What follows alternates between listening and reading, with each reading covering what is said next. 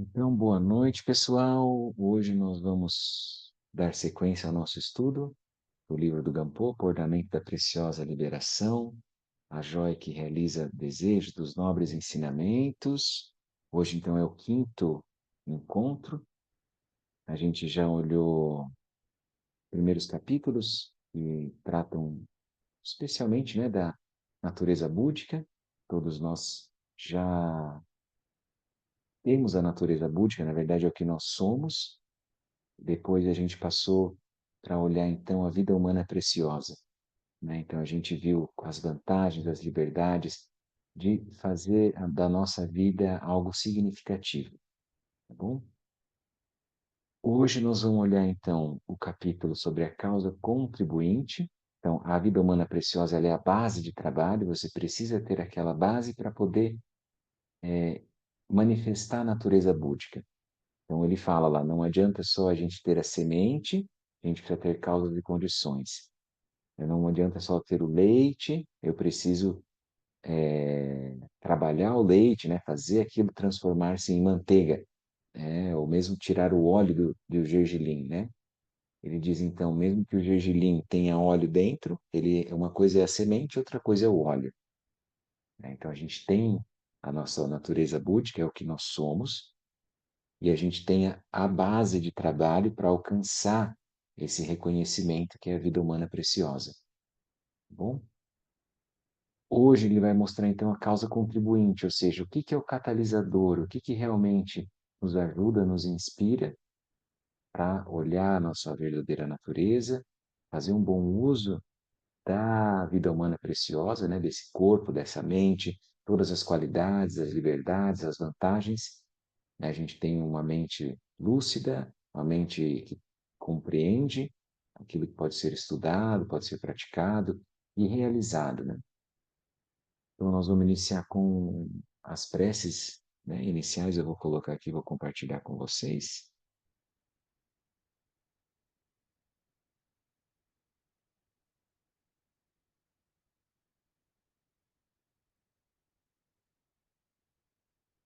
Essa é bem bonita que o Lama Santen fez e está no início da nossa sadhana. Dedicamos nossa prática a todos os Budas e patriarcas que mantiveram acesa a luz do Dharma por inúmeras gerações, aos patronos do Dharma vivos e falecidos, aos nossos ancestrais, a todos os seres que morrem para nossa sobrevivência.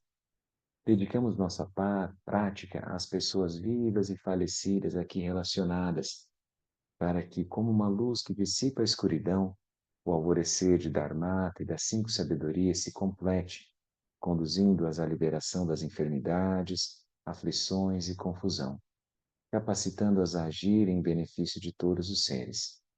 Dedicamos a lucidez e a realização de todos os seres em todas as direções e tempos, que todos encontrem a felicidade e as causas da felicidade e superem o sofrimento e as causas do sofrimento.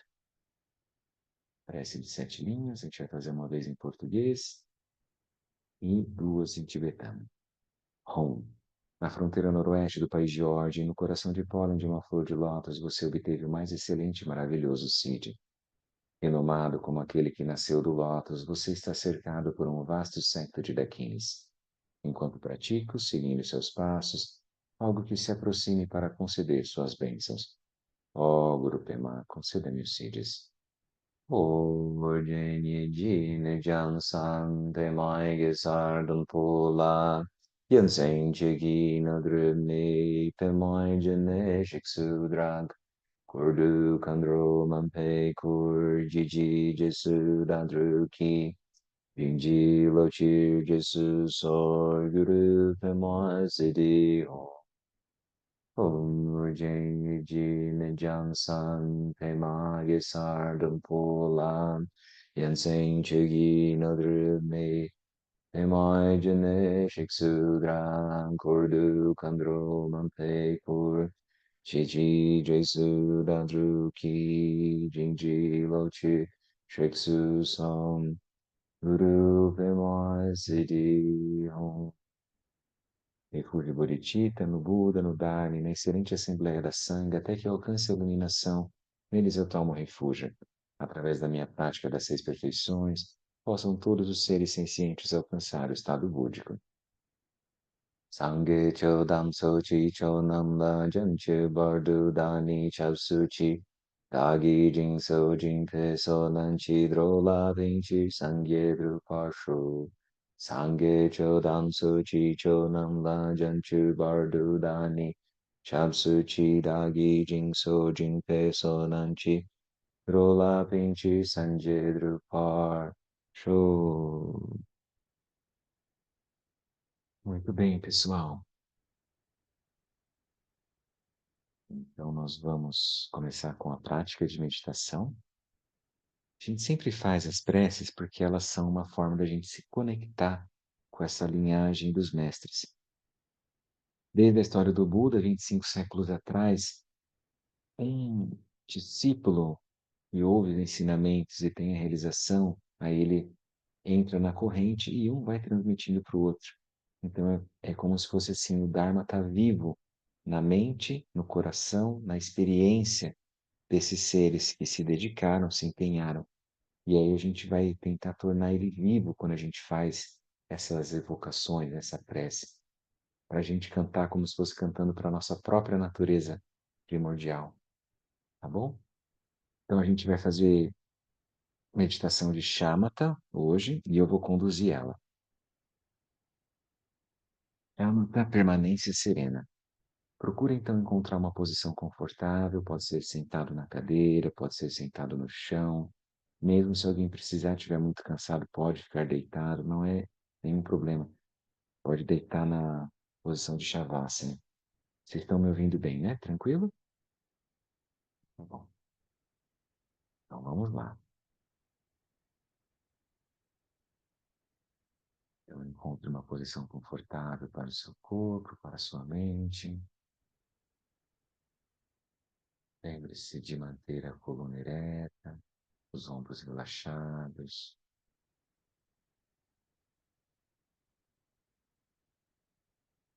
Em especial,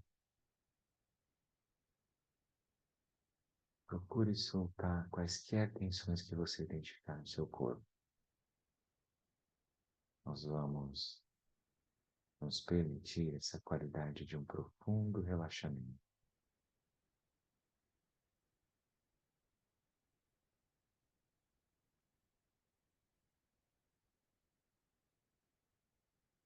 Inspirando e exalando,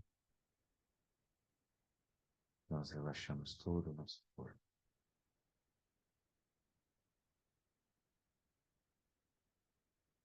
Lembre-se de trazer essa qualidade de relaxamento e do corpo relaxado. Perceba a estabilidade da sua energia.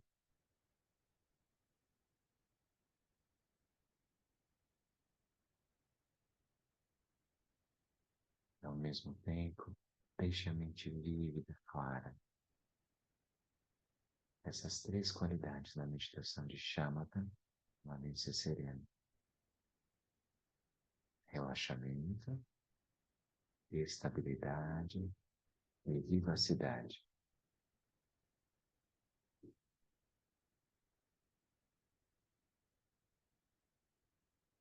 No geral, nós mantemos os olhos semicerrados, a um ângulo de 45 graus.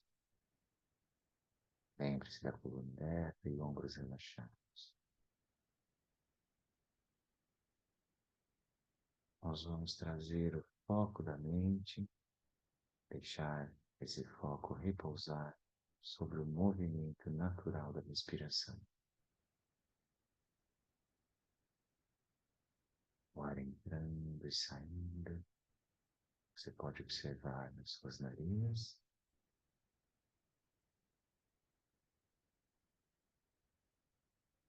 Então, em seu abdômen.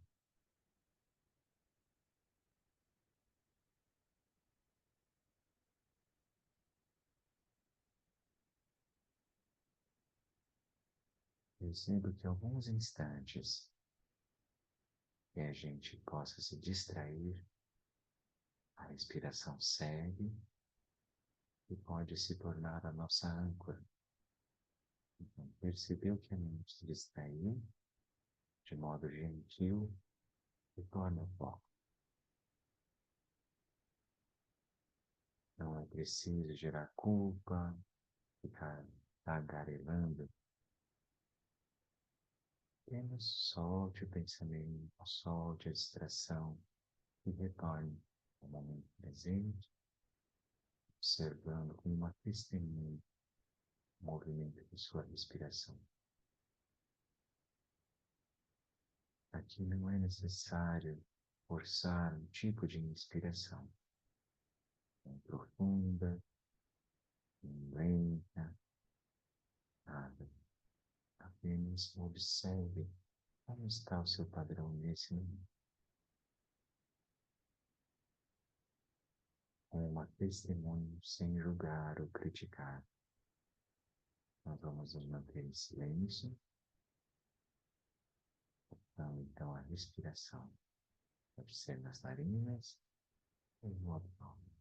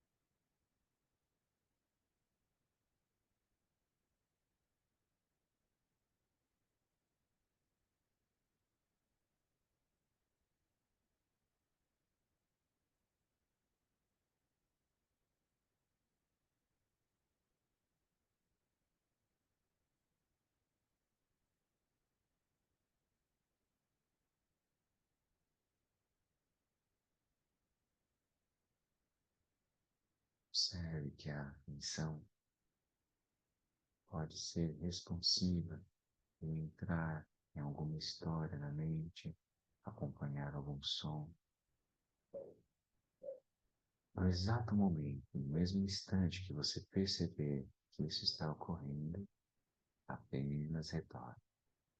O exercício é justamente retornar ao foco e procurar sustentar a plena atenção mental, momento a momento.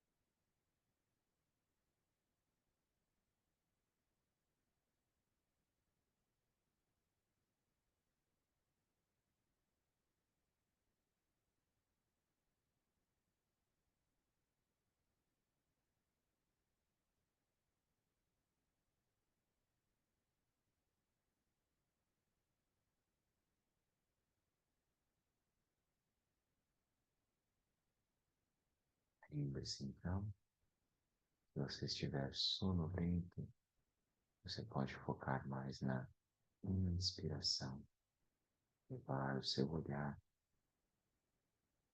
esticar mais o corpo, deixar ele mais aprumado. Isso ajuda a trazer vivacidade na mente e despertar.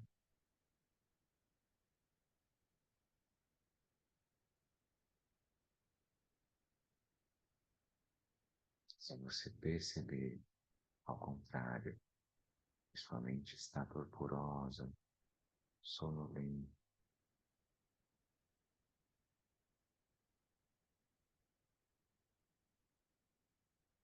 ative o éter, ative a clareza.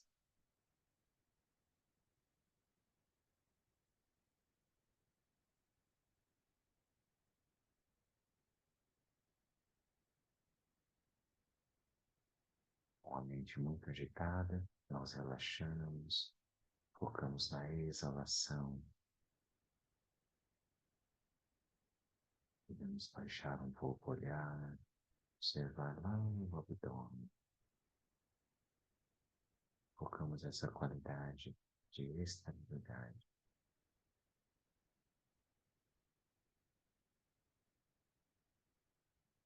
Nós vamos manter agora uns instantes de silêncio com essa instrução. Shamatha, Manisa serena, foco na respiração.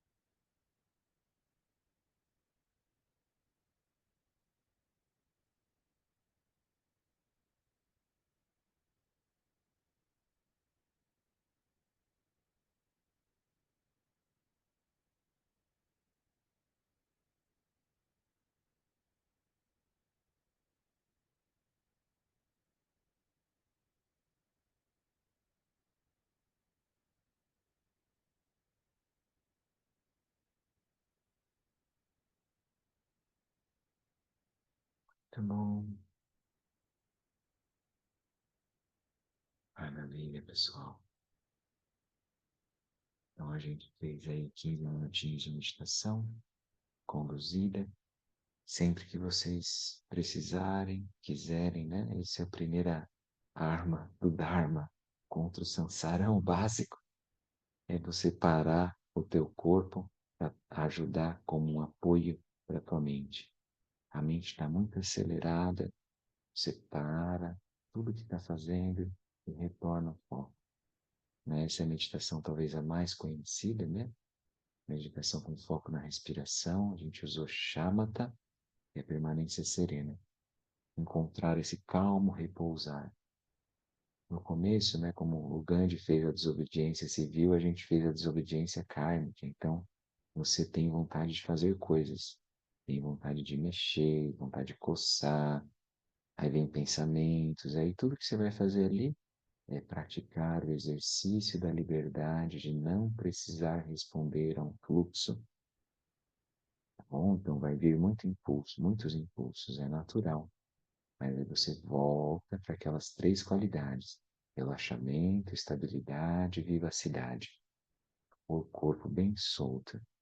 A estabilidade você vai perceber na sua energia, que você está estável, né? Como uma montanha, tá? E aí depois, essa clareza, a mente está lúcida, a mente está presente, a mente não está viajandona, sabe? Tá?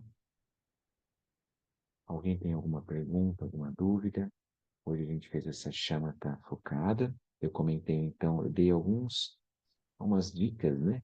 Das práticas que então assim, você pode usar dois pontos quando o foco da nossa prática então é a respiração. A gente comentou então que ela não é como uma respiração em algumas práticas do yoga, né? A gente tem que fazer a respiração de um jeito ou de outro, tá? Ela é respiração natural, aquilo que o teu corpo está acostumado, ele está fazendo. Só que você vai ser uma testemunha que vai estar ali percebendo, sem criticar, sem julgar, sem forçar, manipular a respiração para ser de um jeito ou de outro. E aí você vai observar, dá para ver nas narinas o ar entrando e saindo, e dá para ver lá no abdômen o ar entrando e saindo.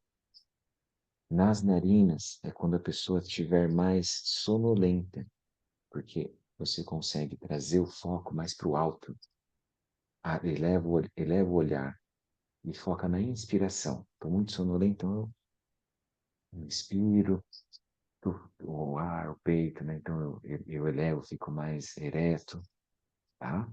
E aí eu posso focar aqui, é mais fácil. Se você estiver agitado, daí não adianta. Aí você precisa focar lá no abdômen.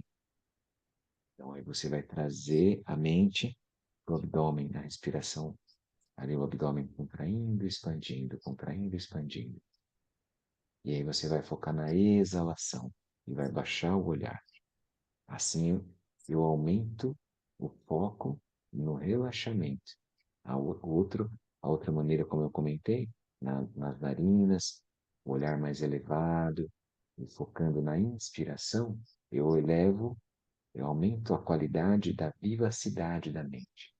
Então, basicamente é isso. E o praticante, no começo do caminho da meditação, ele vai ter essas duas dificuldades. Sempre para meditar, começa com a distração. A mente propõe um monte de ideias. E aí depois da distração vem o quê? A sonolência. Ah, então já que eu não vou ficar viajando, fazendo um monte de coisa, então eu vou dormir.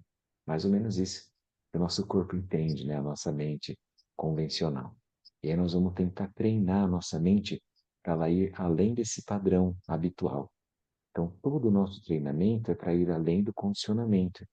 O condicionamento, ele gera um sofrimento para nós. É como se fosse um estreitamento da mente. E a gente quer recobrar a nossa liberdade, a natureza livre, a mente que não tem nenhum tipo de obstrução. Bom, fez sentido isso que nós conversamos? Alguém tem alguma dúvida sobre meditação? Aproveitem. Podem falar. É, então, é,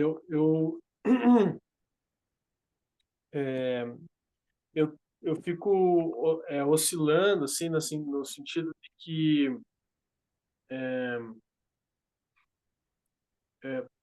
como, né, o Lama fala para nós, né, da importância da meditação, mas também da importância, né, da ação, né, no mundo, assim,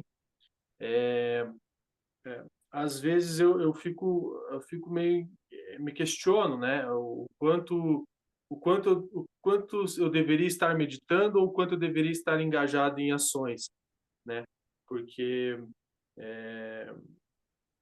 eu sei que ele fala, né, medita um pouco, estuda um pouco, trabalha um pouco, mas é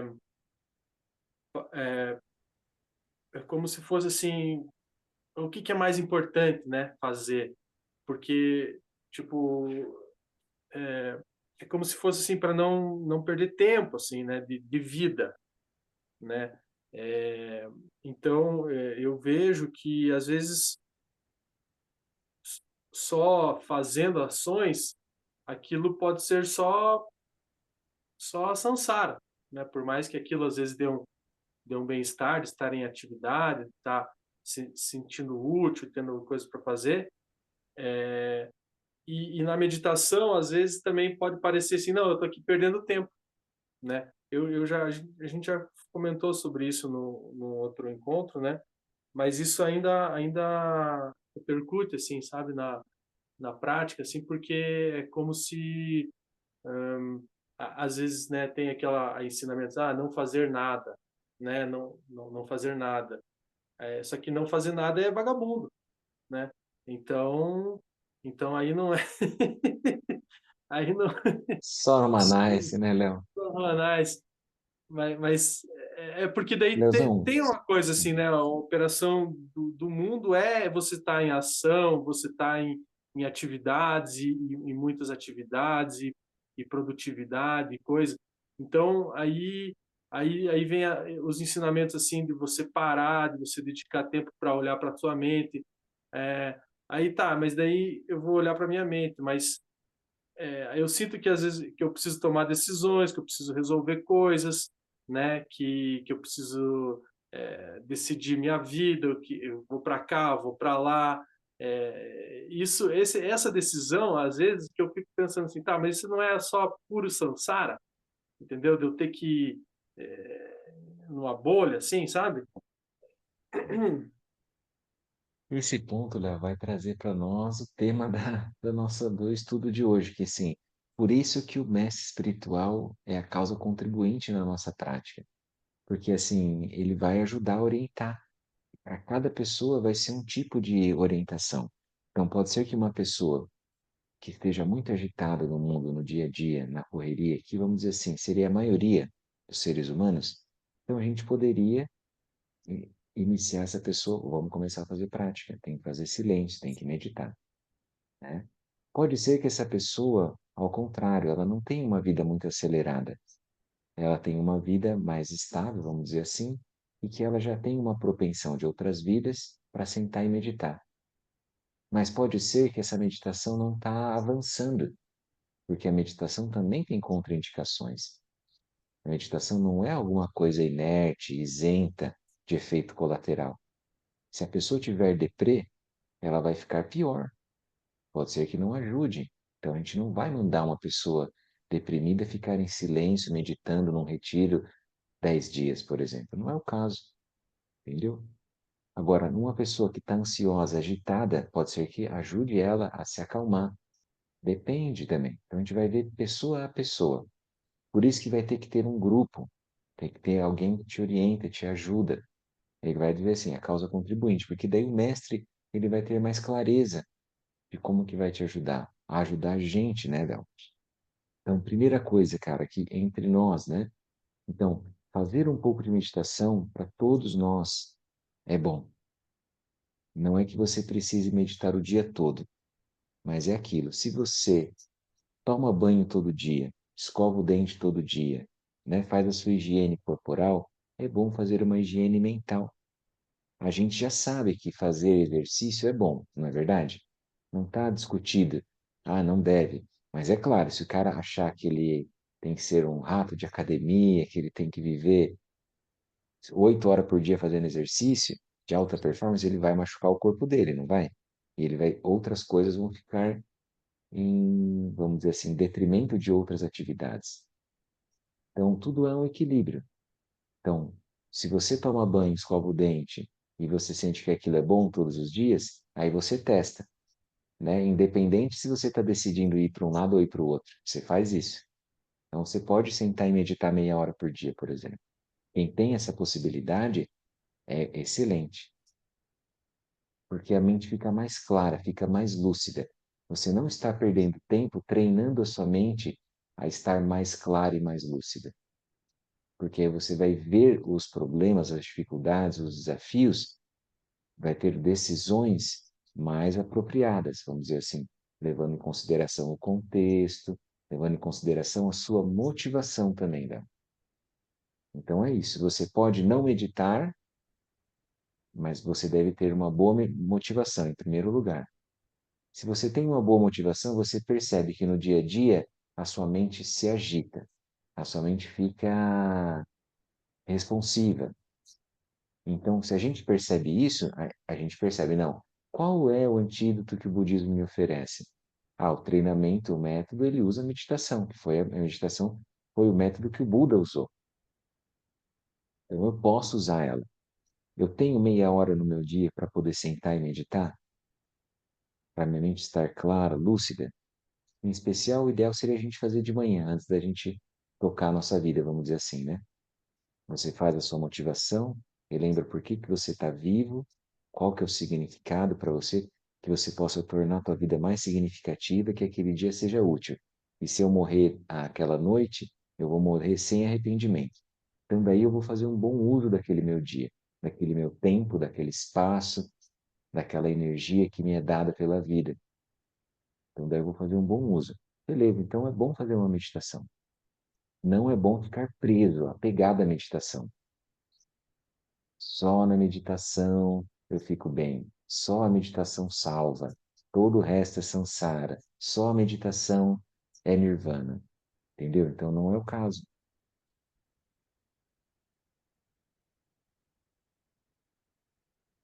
Fez sentido isso, Léo? É, faz sentido, é que tem várias linhas, né, várias instruções de vários mestres, né, que falam, né, às vezes tem uns que são mestres da não ação também, né, que Isso, Léo. Então daí o que que você vai perceber, ó? Nas histórias dos praticantes, né? Cada um vai ter que receber um tipo de antídoto, um tipo para sua mente. Quando Milarepa, que tinha matado 35 pessoas, usando a magia negra, pela raiva, pelo rancor, ódio, vingança dos tios que roubaram as propriedades dele, lá no Tibete, ele encontrou um mestre da grande perfeição e falava isso para ele: apenas reconheça a natureza livre da sua mente. Daí não funcionou, ele não conseguiu avançar. Não é que o mestre não era legítimo, entendeu? Mas aquele tipo de antídoto, aquele tipo de método, não serviu para o fluxo mental que ele estava naquele momento. Aí ele teve que encontrar o Marpa, que era um ser realizado, e que foi olhar a clarividência dele, ver o que que eu poderia fazer. Aí ele começou a dar um monte de tarefa para o Milaré fazer. E para aquelas tarefas purificar, assim, era necessidade, não era nem só sentar para meditar. Ele sentava para meditar, mas ele tinha que construir coisas, depois tinha que desconstruir aquilo, depois construir de novo. E aí foi trabalhando com arrogância e humildade. Basicamente era isso. A arrogância é quando a gente já sabe que a gente está com a mente fechada e que a gente já entendeu, eu já li, eu já sei. E a humildade é quando tem uma abertura, tem uma resiliência, que a gente não sabe, a gente vai ter que se abrir. E aí a gente vai ter que treinar. E isso vai ser um treinamento também para a nossa mente, né? Nesse até texto aqui, essa então, questão pode falar. da dúvida do não saber, assim, às vezes, é, não saber o que fazer, qual decisão tomar, assim, ele também ele é porque tem uma abertura, né? Porque a gente realmente não tem uma certeza, assim, né? De Isso, tudo, é assim. verdade, cara. É, é verdade. Quanto mais a gente vai abrindo as opções, né, o leque de possibilidades, aí a gente vai vendo mais coisas, né? Mas o melhor é ir seguindo, cara, ir caminhando, né? Não parar, eu tenho que decidir e achar a resposta perfeita, porque não tem isso. Não tem nenhuma resposta perfeita, nenhuma ação ou uma escolha que vai ser perfeita no samsara, ela sempre vai reverberar. Sempre vai ter coisas boas e coisas ruins. Tudo que a gente fizer na vida, né? Da mesma forma, assim, quando Independente. você vai falar com uma pessoa que pede ajuda, alguma coisa, às vezes não sabe nem o que falar, né, para a pessoa, assim, mas às vezes o que eu faço é melhor rezar, assim, porque às vezes eu não sei nem o que Isso. falar, porque, né, É, isso é, vai gerar mais é. confusão, mais. O pepino é tão grande que a gente fala melhor. Me dá um abraço aqui, né, cara? Às vezes é isso, você não tem nem o que falar, não tem nenhuma questão cognitiva, mas a sua energia é bom que esteja amorosa, que esteja, poxa, que a pessoa seja feliz, que ela saia desse enrosco. Agora eu não consigo ajudar, mas eu aspiro a um certo momento ter o meio hábil para ajudar ela, né? Eu não desisto, né? Então vamos lá, na parte 3, causa contribuinte. É o mestre espiritual. A gente está na página 50, né, do PDF, quem quiser acompanhar, eu estou vendo pelo livro aqui.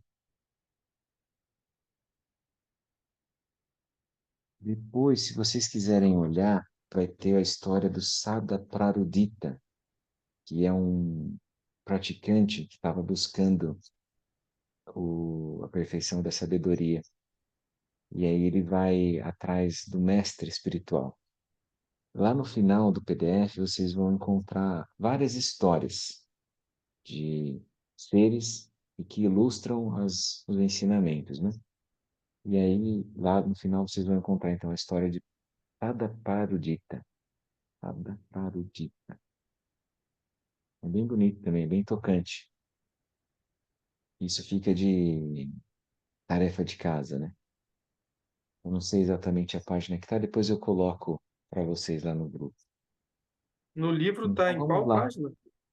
Agora na página, o livro é 101 no livro, e no PDF é 50, né?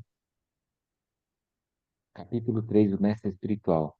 Mesmo possuindo a base de trabalho excelente, uma vida humana preciosa, se não formos incentivados por mestres espirituais, será difícil seguir o caminho para a iluminação, devido ao poder das tendências inveteradas não virtuosas de vidas passadas e à força dessas tendências habituais. Portanto, é necessário seguir os mestres espirituais. Aí ele vai dizer por quê. Ele vai dar, então, sempre muito lógico, né? O Gampopa ele vai falar das escrituras, da lógica e das comparações. Então, nas escrituras tem lá, o nobre discípulo que tem respeito pelo lama, né, pelo mestre, deve sempre seguir o sábio lama, pois assim receberá qualidades positivas do lama. E desde o Sutra da Perfeição da Sabedoria, em 8.000 linhas, né, o Prajnaparamita, desde o início, um Bodhisattva Mahasattva que deseja alcançar a iluminação perfeita, completa e insuperável, deve encontrar, seguir e prestar respeito aos mestres espirituais.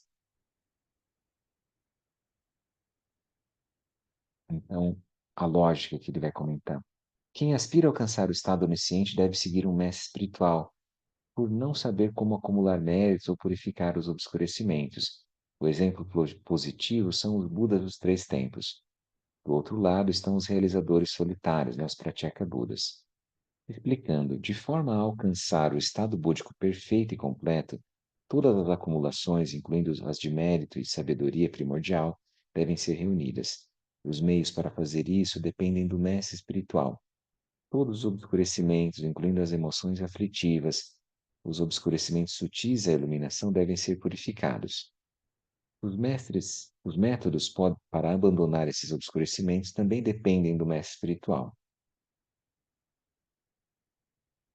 Então, ele está dizendo que muitas vezes a gente quer ingressar no caminho, a gente quer aprofundar, a gente sente que a iluminação é algo importante, que brilha para nós, mas a gente não encontra com facilidade os meios para avançar. Então parece que a gente fica meio que girando, né? Parece que a gente não está andando, não está avançando. Então, quando a gente encontra o mestre espiritual, muda essa perspectiva, essa abordagem que ele vai oferecer para nós. Então, ele vai dizer aqui como que a gente pode ver o mestre espiritual, essas comparações, né? Analogias, então. O mestre espiritual como um guia em uma viagem a um lugar desconhecido. como uma escolta quando vamos a um lugar perigoso e como um barqueiro ao cruzarmos o grande rio.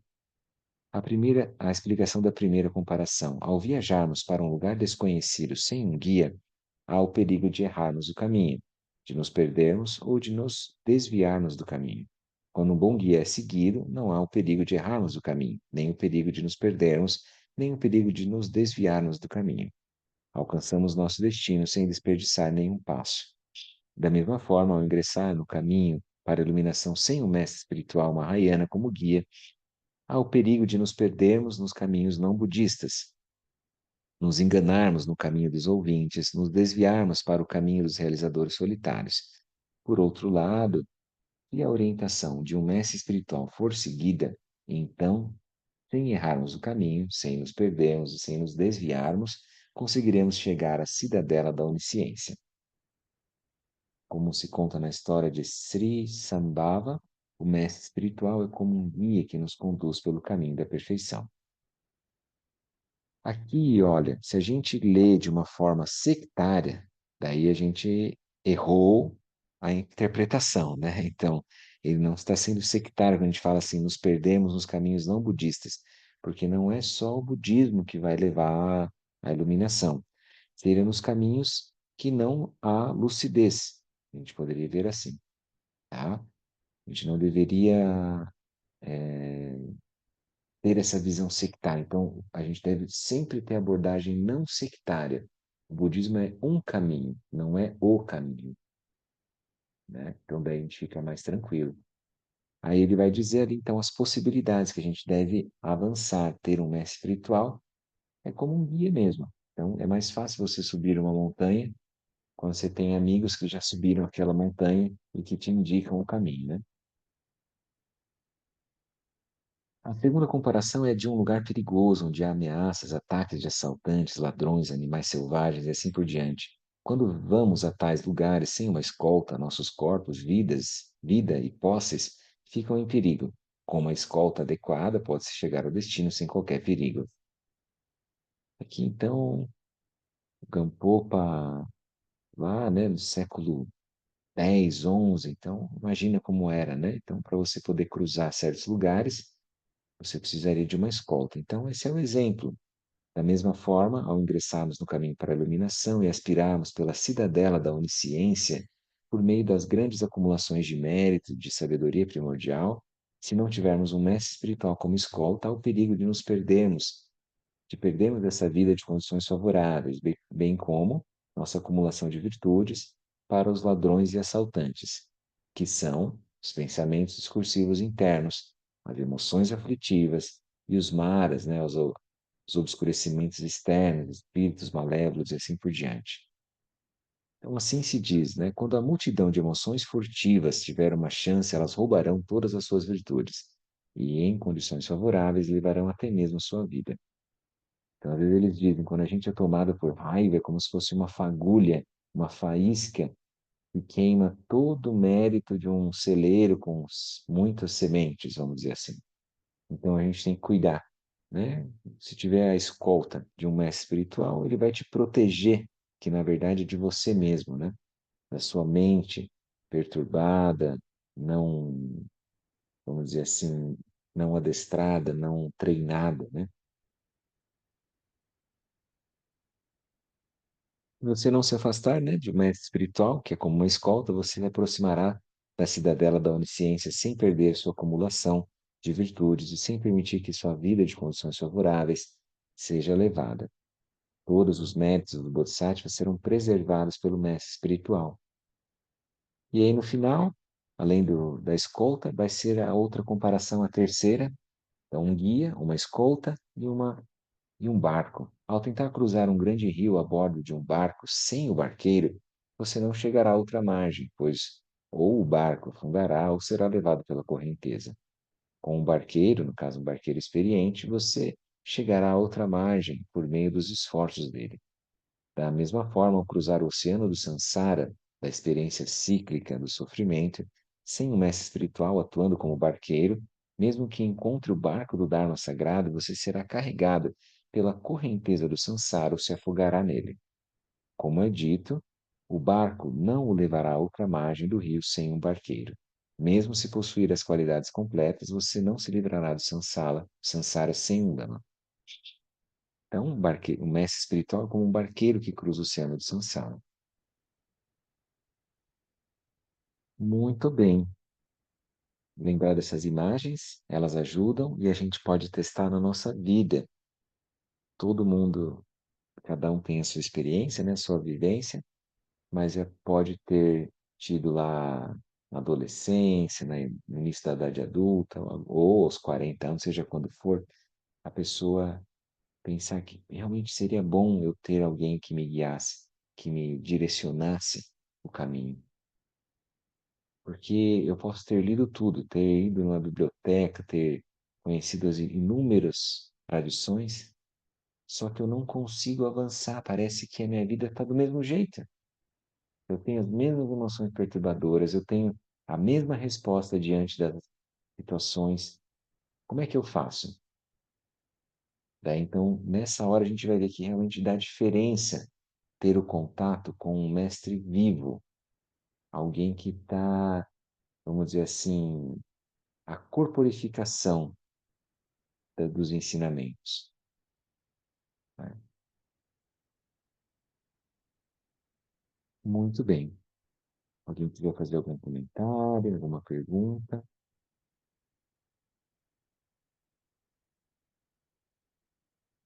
Então, a gente viu as comparações, agora a gente vai ver a classificação. Seriam dos Quando, tipos de mestres espirituais. viu, Gabriel? Quando, Pode falar, cara. quando se tem ali, que nem no caso, né, o mestre espiritual, aí que pode ser um ou mais, né?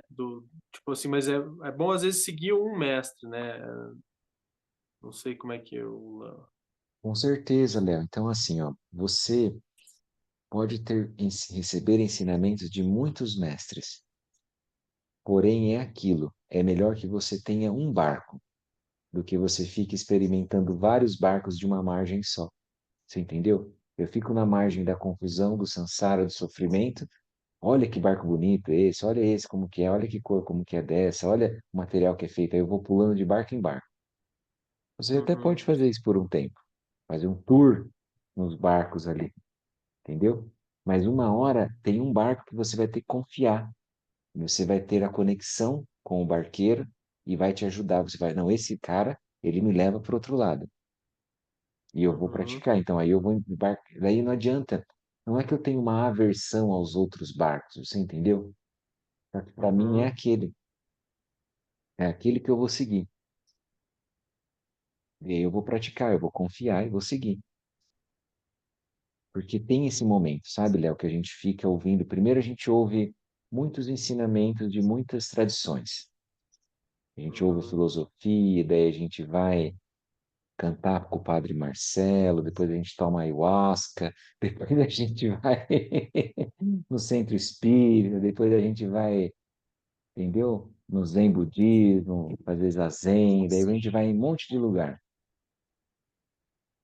Entende? Daí vai no Mahikari, daí vai no Seixo Noye, você vai conhecendo um monte de tradição.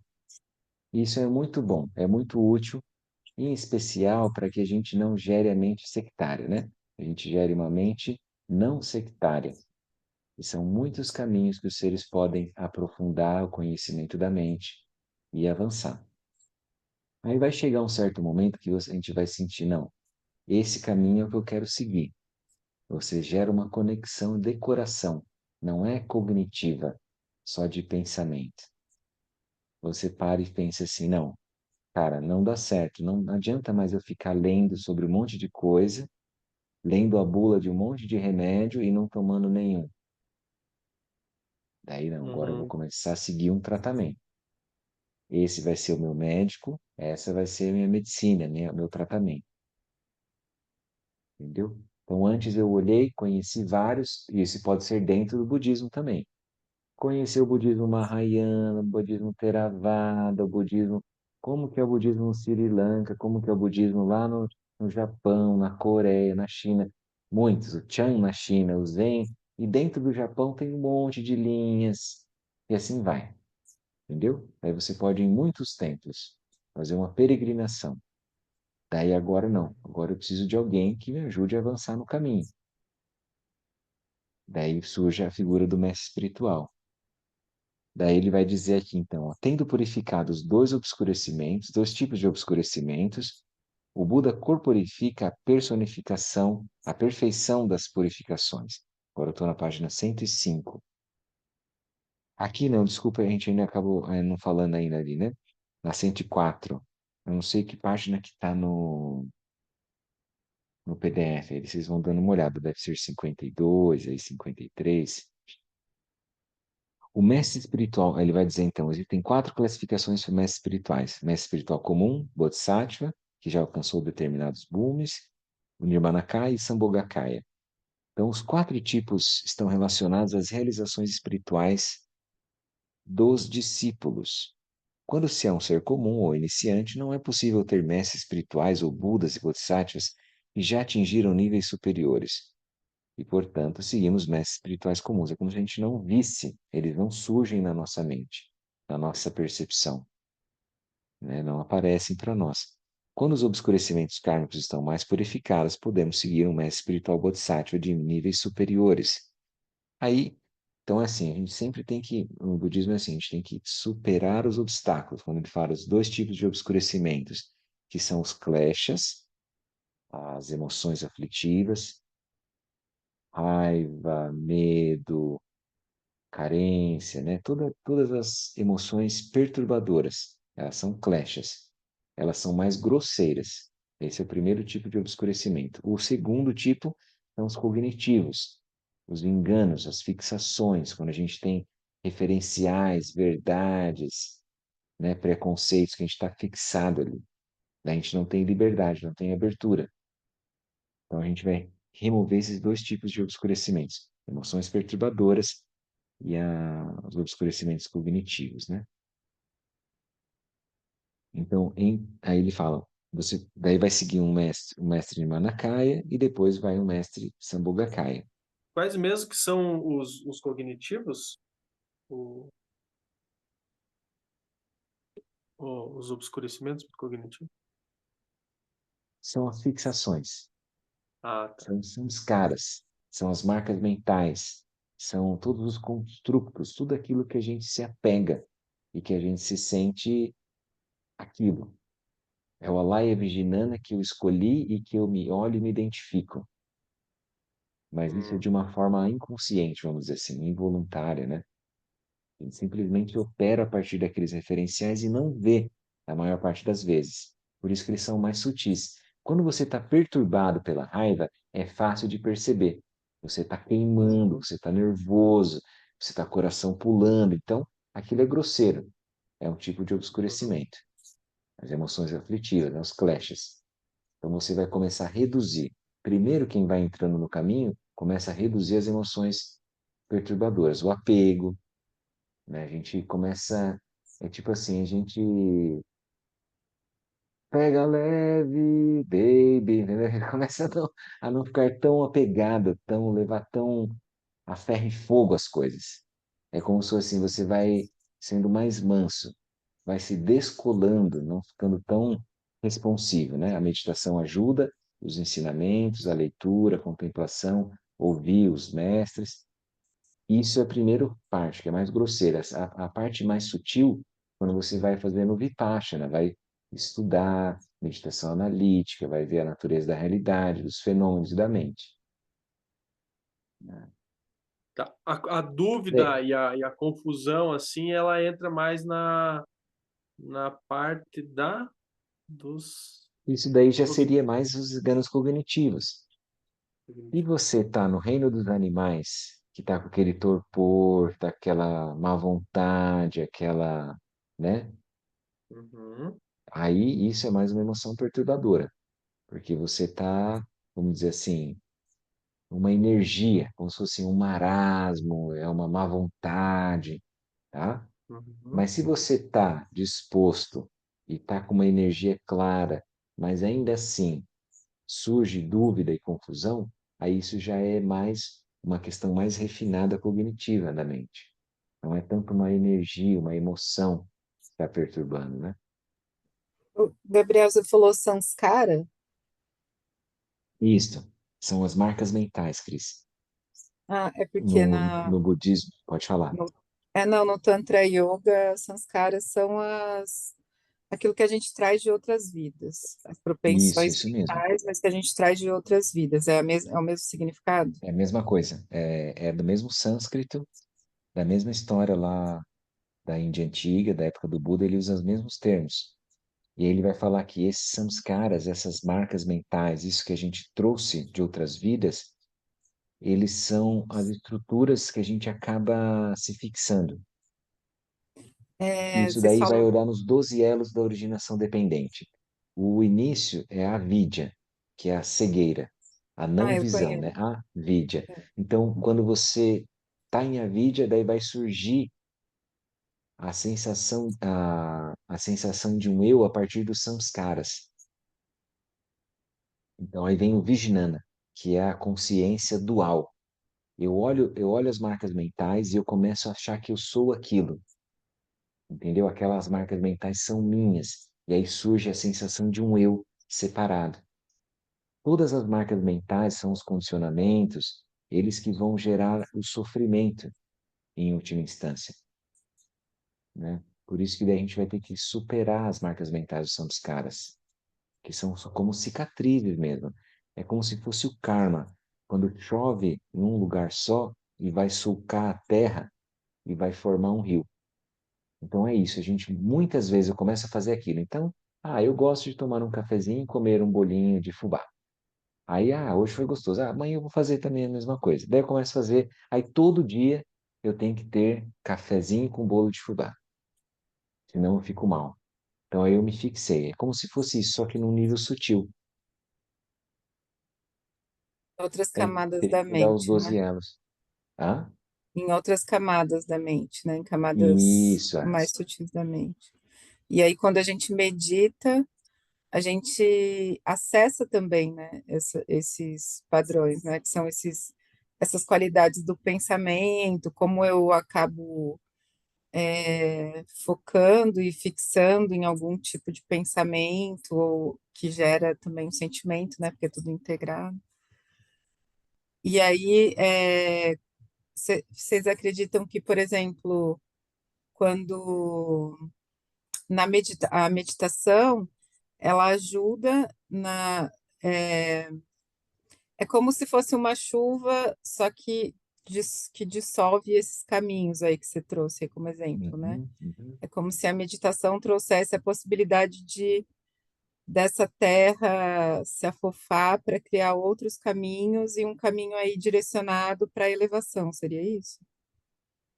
Como se fossem as trilhas associativas, né, da Da psicologia, da Jovenetton. TO. Isso. Tudo aquilo lá é como se a gente tem isso na nossa mente. Porque eu pego algum tipo de construção e eu passo a viver a partir daquilo, que é a originação dependente. Na meditação, é justamente você vai ver a vacuidade daquilo, você vai dissolver, você vai ver que aquilo não precisa ter o impacto, não precisa ter o mesmo vetor que é.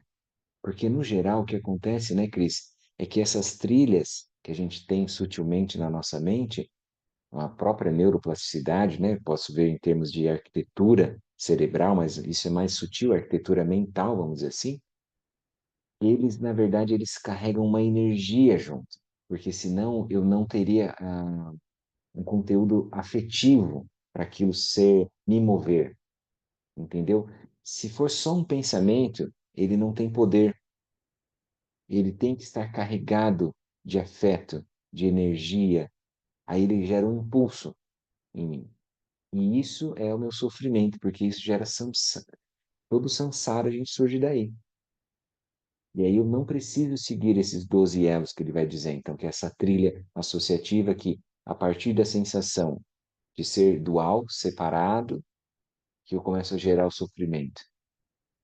A meditação, a gente acredita que ele vai clarificar Você entende? Ele vai mostrar que isso é artificial, isso é construído. Eu não preciso seguir aquilo. Não é um fatalismo, não é um determinismo. A minha mente, na verdade, ela é livre, só que ela se acostumou a seguir certos caminhos. Daí é tipo assim, eu estou recobrando essa liberdade. sei. E aí,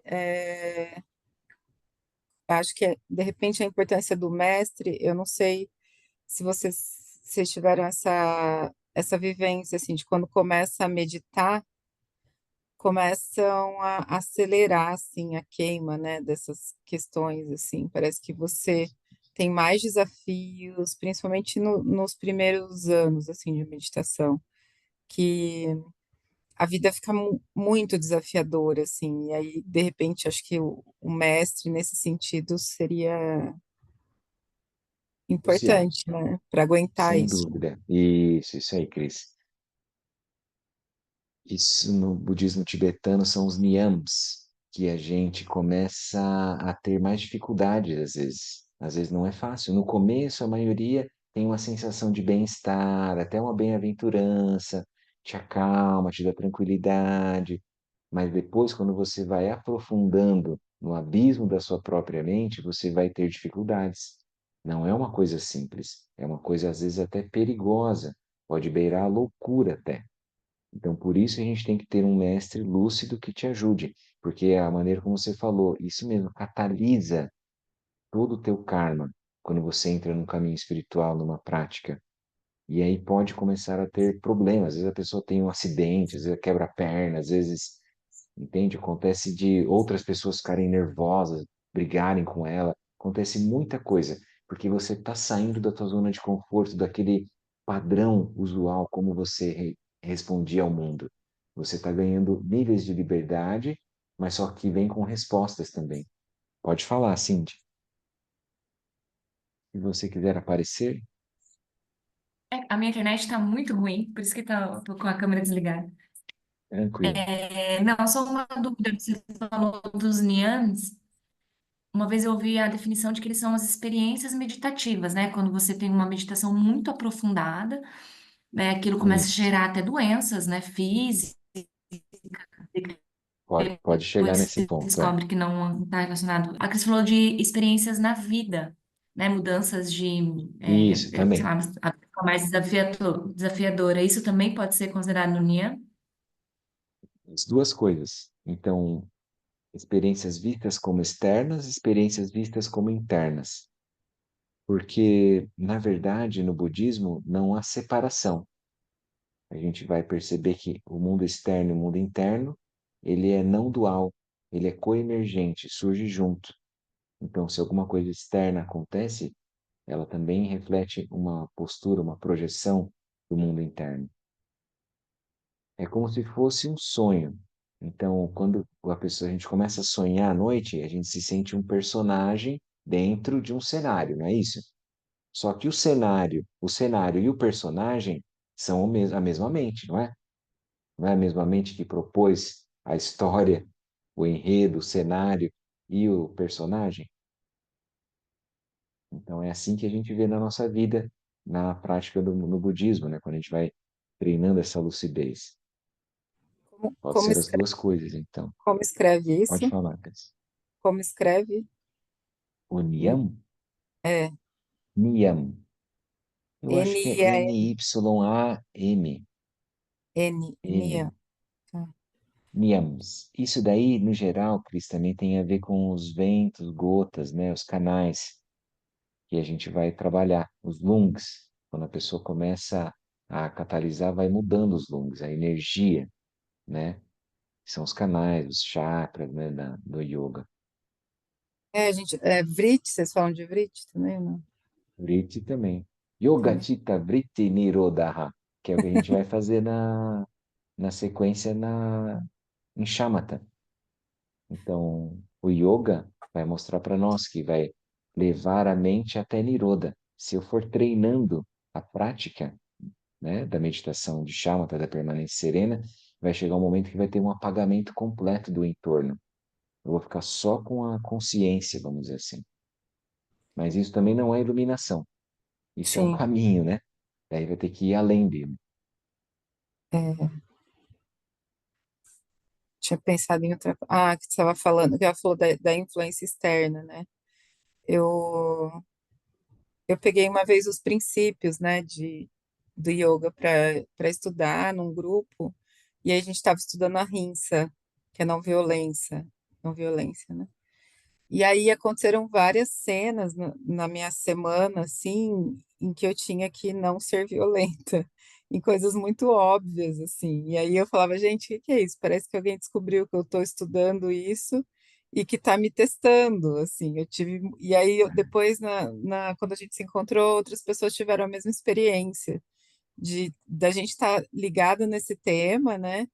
E aí coisas meio que absurdas acontecerem, assim, das pessoas te provocarem mesmo, de acontecer situações em que você fala, não, eu tô praticando a rinça, assim, focada essa semana.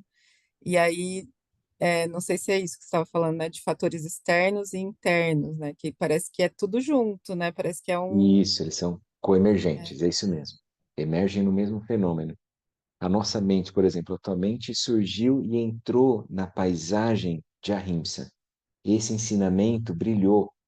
E aí começa a surgir externamente, porque ele vai manifestar aquilo que está dentro, para ver se é possível testar aquilo ou não, se aquilo é real, se aquilo é verdadeiro, porque ele se tornou como se fosse. Agora ele está dentro do seu radar, Ahimsa. Daí a gente intensifica. Por isso que é a consciência que gera a experiência.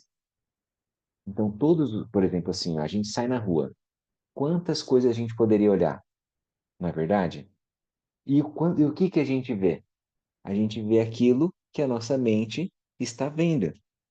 A mente vê a própria mente, ela vê as próprias marcas mentais, ela vê a própria paisagem interna que ela tá. Daí a gente constrói a experiência.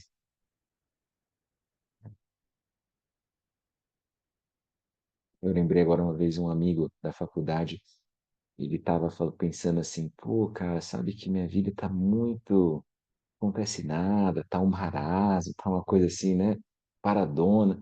Mas no dia que ele pensou isso, ele estava andando na frente do shopping aqui em Curitiba, um carro foi muito maluco, assim, que virou na frente dele, capotou uns dois carros.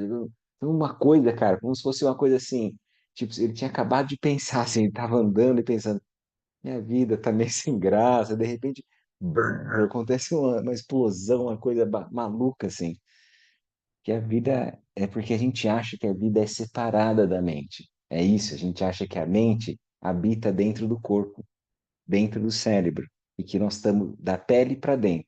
A gente acha que tudo o resto que está da pele para fora não faz parte da mente. Só que no budismo não é separado, não tem como. A pele é uma continuidade, não é uma separação. No Ocidente a gente vê como uma separação que eu estou aqui dentro, eu habito esse mundo, mas isso é uma construção, isso é um samskara. Eu acreditar que eu estou dentro do meu corpo, dentro da minha mente, dentro do meu cérebro, e que o resto todo é separado de mim. Então eu vou ter que diluir isso, dissolver essa sensação de dualidade. Pode falar, Leozão, porque a sua mão desenhada, ela já está há muito tempo aí, ela vai cansar. Não. É porque tava vendo, né, de fazer lá, já fiz, né, o curso lá do Kindness de meditação, que daí é com outro mestre, né, que é o Lama Lao, que dá a instrução, né?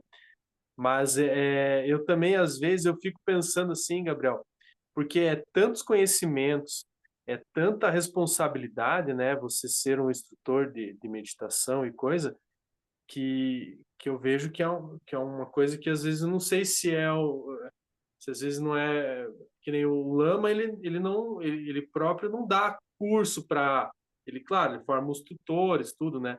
Mas ele não dá curso para as pessoas aplicarem a meditação, né, no fora do cérebro, né? O Lama Santo eu estou falando. Então, Uhum. eu vejo que talvez ele faça isso talvez por ele ter um cuidado, né, da pessoa às vezes não se enganar, porque você vê como é fácil, né, se você não tem uma realização, você vai conduzir uma pessoa, você pode conduzir ela para um lugar que não é legal, né? Porque tem realmente conforme você vai aprofundando, vai surgindo muitas questões e se não for um mestre muito hábil, pode ser que você não saiba como ajudar aquela pessoa, né? Com certeza, Léo, isso que você está falando já é muito bom, cara, porque já é uma precaução, né, que você está tendo, que você está realmente. A gente tem que ter esse cuidado. É um problema a pessoa que já pega, aprende lá, faz um curso no fim de semana, ou faz um curso de, sei lá, 10 encontros, e aí já vai, né, achar que está resolvido, que está realizado e vai ensinar todo mundo. Não. A gente vai tentando ajudar dentro das nossas possibilidades. A gente tem que ter isso em mente, né? É um cuidado mesmo. Então, aqui ele vai dizer, então, os mestres espirituais bodhisattvas. Aí ele vai dizer que aí assim, é uma coisa assim, eles têm poder sobre a vida, sobre a mente. Então, cada vez vai aumentando, assim, provisão de necessidades. Então, assim, o mestre, ele vai, é como se fosse assim, vai aumentando a esfera de influência, aumentando a clarividência. Todo mundo já percebeu algum mestre, pode ter sentido e parecer que o mestre estava vendo a sua própria mente, isso, a gente tem essa sensação também. Então ele vai mostrando que a gente vai, o mestre vai aprofundando, eles vão tendo outras habilidades, como a gente fala, os CIDs comuns.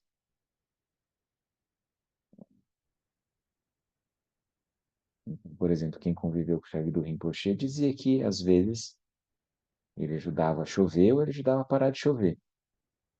E isso é uma coisa entre os grandes mestres que pode acontecer. Mas a gente não vai, cura também, vai curar pessoas que estão mal. Então, aquelas histórias de Jesus, aquilo é muito comum no budismo.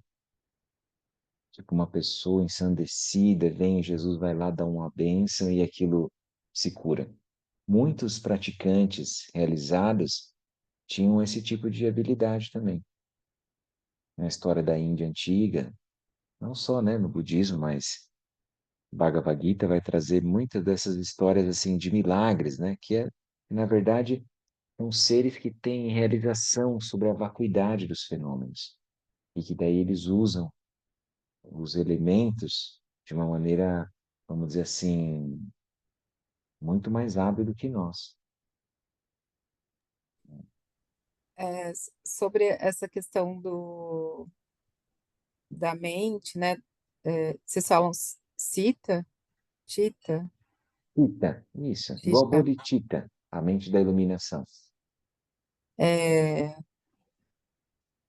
sim, tem alguns exercícios de, tipo, criar holograma, de criar aquilo que você quer, porque aí tem a meditação e também tem essa questão de holograma ou não?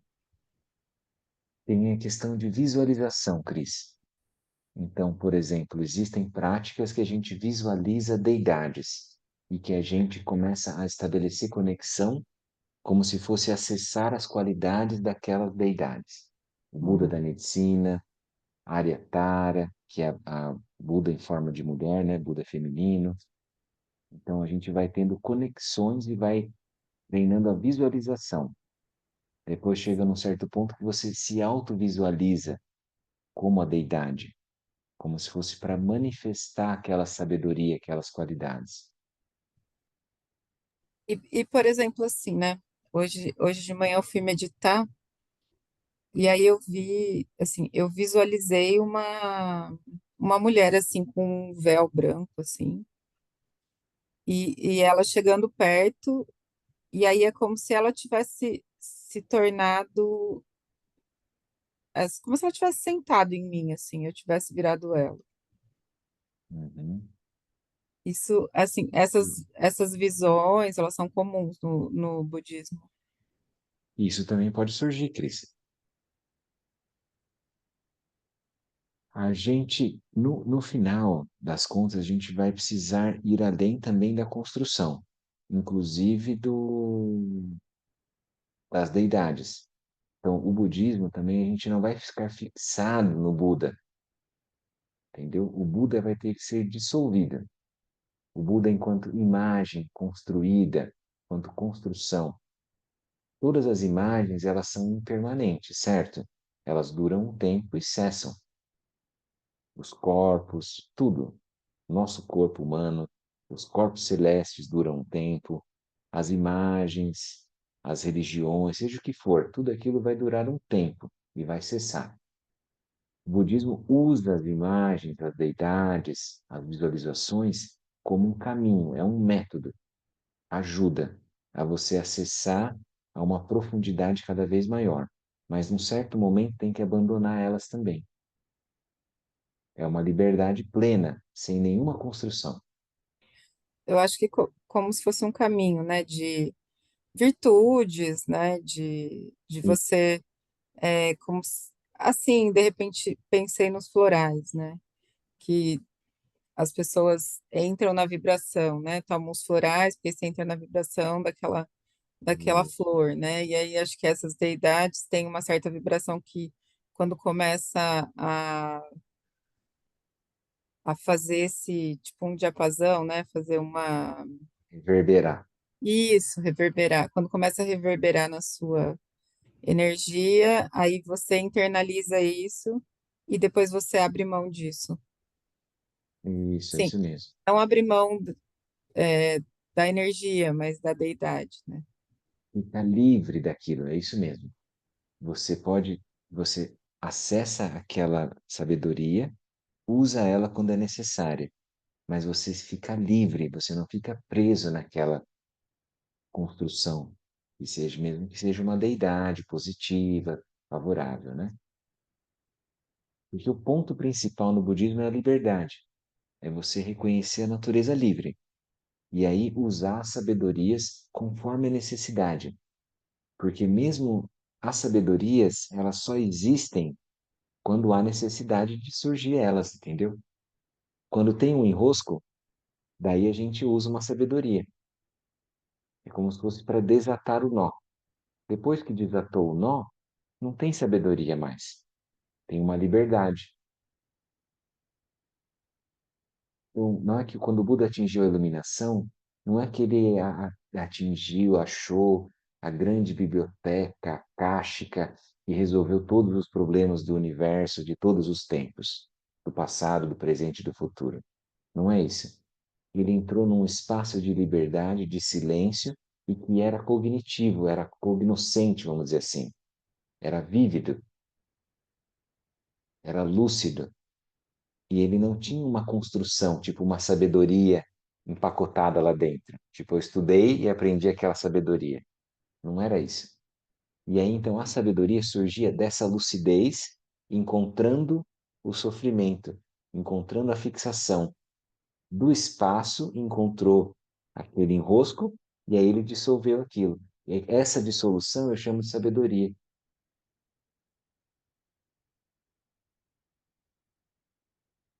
É mais complexo, né? Mas nós vamos conversando ainda. Estou vendo as caretas das pessoas, das três pessoas que ainda estão ainda aparecendo o rostinho. A gente vai encerrar, né? Já está quase na hora. 8h20, 9h28 agora.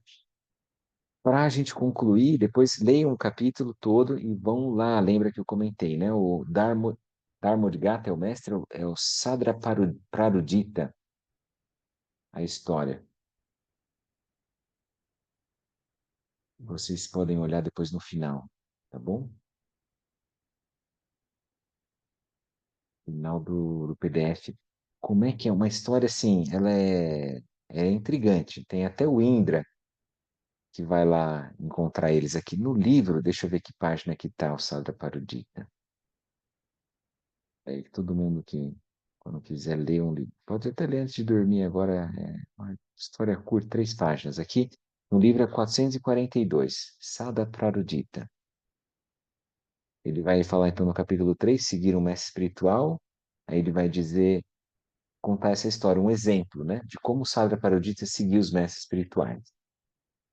Aí, só para a gente concluir então, a gente se lembra que a gente deve gerar essa reverência, essa devoção aos mestres espirituais, que a gente vê que são seres que têm uma bondade, que têm uma amorosidade, que têm uma lucidez, que ajudam a gente a seguir no caminho, tá? E aí eu posso seguir o mestre com respeito e serviço, me dedicando, fazendo oferendas também de devoção e reverência, e por meio da prática e na persistência dos ensinamentos. São as três formas de. O próprio Patro Rinpoche, nas palavras do meu professor perfeito, ele também ensina assim.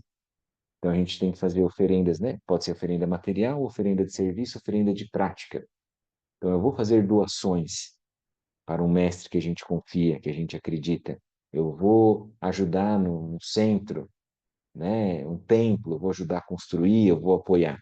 Daí isso pode ser uma doação, pode ser uma questão de serviço, eu me empenhar naquilo, eu vou varrer, eu vou ajudar a construir, carregar coisas, seja o que for necessário. E depois a oferenda principal é a oferenda de prática, quando a gente se dedica àquilo que ele está ensinando, que a gente tenta realizar, tenta enxergar a partir do olho do mestre. O mestre está mostrando para nós aquilo que ele realizou quando ele dá os ensinamentos. Depois leiam com calma, tá bom? É muito, vamos dizer assim, alentador ter os mestres vivos que podem transmitir os ensinamentos. É uma profunda gratidão, né? Toda a linhagem dos mestres.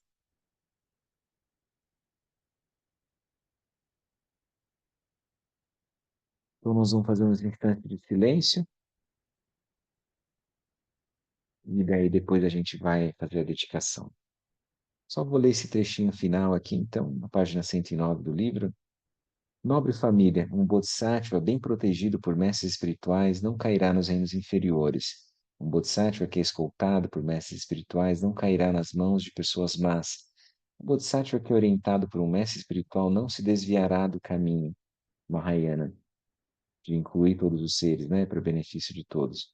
E um bodhisattva que é guiado por um mestre espiritual ultrapassará o nível de uma pessoa comum. Então precisa ter essa persistência, né, essa perseverança na prática. Você vai olhar o mestre, você vai entender a conexão, vai estudar os seus ensinamentos, praticar, vai perseverar naquilo, mesmo que passe as dificuldades, né? Como a gente comentou, os niãs, né? Tudo aquilo que não é só flores o caminho espiritual, porque o caminho espiritual vai revelar a nossa própria mente. E tem pétalas de rosa e tem os espinhos da mesma roseira, né? Basicamente é isso. Tá bom, pessoal? Tudo bem? Mais um instantezinho de silêncio.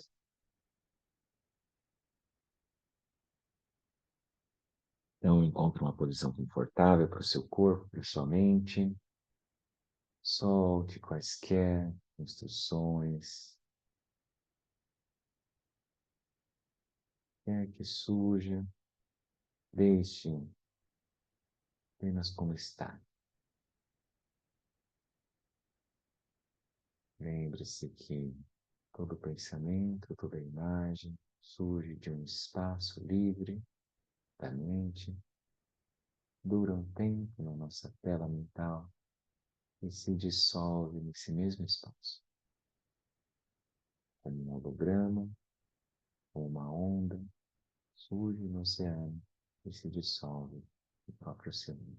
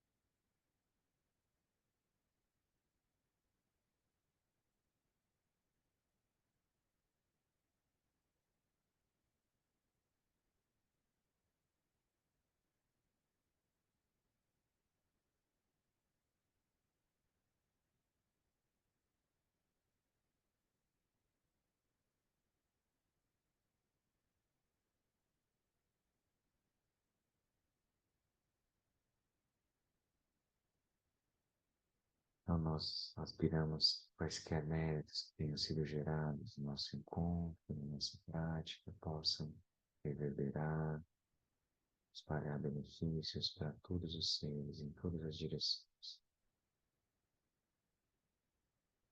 Então, vamos fazer a dedicação.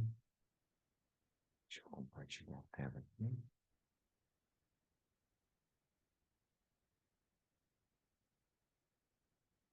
Recebendo.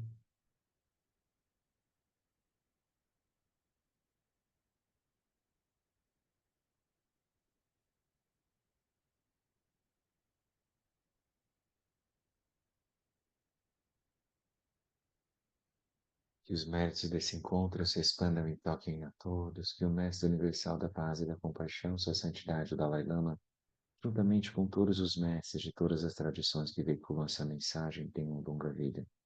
Que todos estejam a salvo de gerar pensamentos negativos, obstáculo mais destrutivo.